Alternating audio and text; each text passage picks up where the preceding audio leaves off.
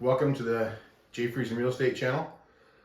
We're here today talking about renovations, what to do, maybe what not to do. I'm here with Joe Baird from Baird Construction, a good friend of mine. We've been friends for a long time. Joe, tell us a little bit about yourself. Well, Jay, I have a background in construction. I started framing houses when I was a young guy. I did that for about 7 years. And then I got a job at the Toyota plant and I worked there for 16 years. And then I decided that I wanted to get into the construction again and started my own company. And I've been doing that steady for 5 years now. Oh, very good. I've used Joe in a few of my projects as well as I've recommended him to a lot of friends and a lot of clients that have completed some renovations and wanted some things done to improve the value of their house. So Joe's based out of Norwich, which is in Oxford County. And as you know, Jeffries Real Estate, we service Oxford County, Woodstock, Norwich, whole surrounding area. So we use Joe all the time for our services. So what we're going to do is talk a little about renovations and ways to improve the value of a house. For sure. Joe has a lot of experience in renovations. Is that what your favorite thing is to do? Inside work, outside work? What's your favorite thing to do? Well, both. It just depends on what the weather's doing generally. But I do like to do the bathroom and kitchen renovations for sure. Oh, good. So today we're going to have a look at a few kitchen pictures from Joe, one of his renovations he did. First of all, what I'm going to ask is, so I have lots of clients that ask me, Jay, what do you think is the best way to improve the value of my house before I sell? If somebody asks you that, Joe, come to my house, check out, what do you think is the biggest bang for my buck for renovation? What would you say? I would definitely have to say probably the bathroom or the kitchen. I would start with the bathroom first though, because that probably is more within people's budget to start out with. And it can be a quicker turnaround time too for completing the project. Okay, that's good to know.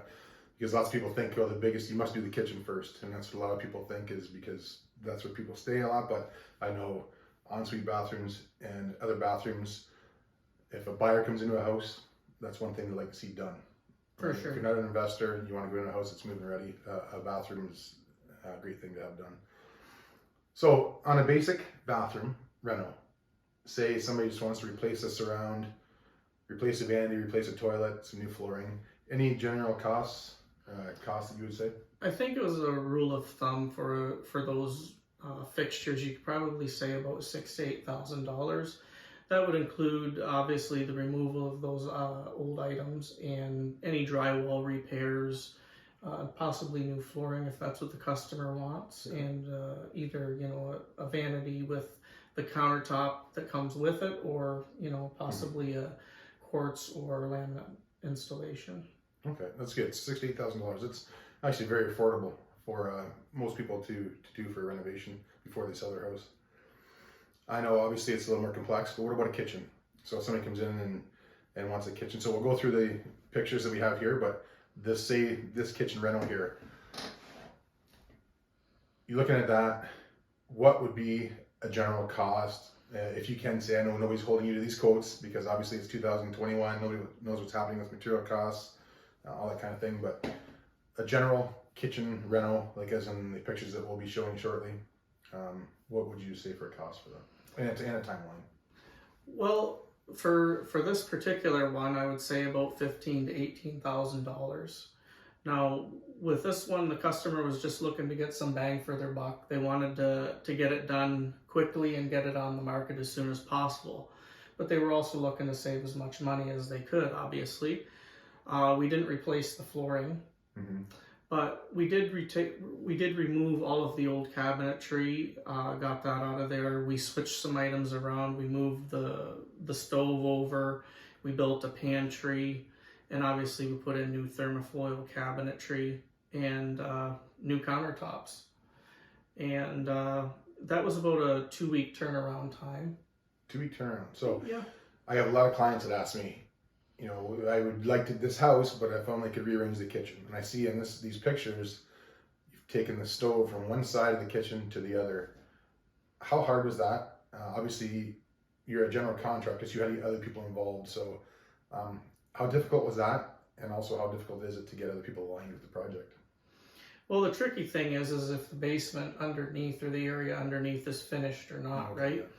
That's one of the big things. This case, it wasn't finished, so that made it much easier. They have a gas range, so the moving of the gas line was necessary, as was the plug. Even though it's a gas range, electrical code requires that you still have a plug there. So we had to do that, and then the venting. But overall, the scope of it, it's not that big of a deal. It's not that big of a project as people would probably have in their mind that it is. And the venting, is that on an exterior wall? That makes it easier, but it's not impossible. It's not, correct? Right, correct, yeah. That one there is on an exterior wall, but if it's not, then you have to go up into the attic, and it gets a little bit trickier to get outside sometimes, but yeah. So what would you say if you had custom cabinets or high-end flooring or countertops? What is the most expensive item in a kitchen, would you say? If there is an item you can, I know obviously it's complex, but if everybody had the highest end cabinets, highest end countertops, highest end flooring. If they were to go with like a thermofoil type of cabinetry, not a solid wood, but something a little more on the cheaper end of things, but they wanted to go more expensive with their countertop with a quartz and tile floor, I would say that you could be getting up around $30,000 or so. If you were to go with a solid wood kitchen and something more custom, you could definitely get into the $40,000 plus range for sure. Okay, that's good to know. Yeah, it's not very cheap for a kitchen, is it? No. But like you said, with this reno, you said you did it affordably for somebody who wants a quick turnaround, or if somebody's thinking of putting their house in the market in the next few weeks, 3 weeks. You can obviously work around that. You must be pretty busy, so if anybody's requesting Joe Baird or Baird Construction, what's that timeline looking at right now, currently? Well, currently right now we're booking into February of next year, so we're about 2 or 3 months out. Yeah. And so if you have a job in February, are you already booking your trades that work with you for that timeline as well? Or no, generally not. Generally, the trades that I use are able to come in kind of on the shorter notice for me, because they understand the time sensitivity of it, that the project needs to get done, the customer needs to get the house for sale or whatever's happening. Okay, good. Well, thanks for talking about the kitchen renos and the inside renos. I was doing a quick talk about Joe Baird and the outside renos. So I know you've done some gazebos, some deck work. What is your favorite outdoor project? Covered porches. They really add a lot of pop to the typically the back of the house and the backyard, and people love them, and it's a great space to utilize, where you can still be outside regardless of whether you have some rain or snow, Yes. whatever. It's people really like those. Do you do any enclosed, or is it all open? I haven't done any enclosed yet, and I just simply because I haven't run into anybody that wants that yet. There's a lot of interest in the covered porches. Okay, all right. So again, if anybody wants to reach Joe Baird or Baird Construction, how can they get a hold of you? They can call me or text me or email me. Numbers? They can reach me at 226-339-8655, or my email address is info@hbconstruction.biz. BIZ. Oh, perfect. And we'll have Joe's card at the bottom also for anybody who wants to have it for later. And again, I'm Jay Friesen on the Jay Friesen Real Estate channel. I'm on the Jennifer Gale team and Remax AB Realty here in Woodstock. We service Oxford County and beyond. So if you're looking for anything real estate, please feel free to give me a call, or want any renovation information, tips, or to book Joe, give him a call. Thank you very much. Thank you.